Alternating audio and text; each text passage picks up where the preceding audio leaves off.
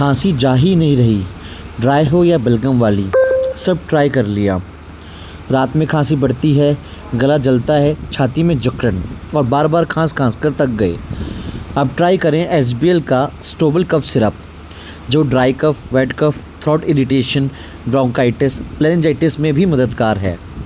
इसमें है powerful homeopathic ingredients जैसे पल्सिटिला, जस्टिशिया, रूमेक्स और एपिकाग, जो खांसी को जड़ से शांत करने में मदद करता है, बलगम को ढीला कर निकालने में मदद करता है, छाती की इरिटेशन कम करता है, गले में खराश को कम राहत देता है, शुगर फ्री, डायबिटिक्स के लिए भी सूटेबल है।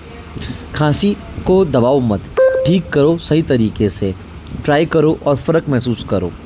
हर खांसी का एक सही दवा होती है, आपने अपनी ढूंढी।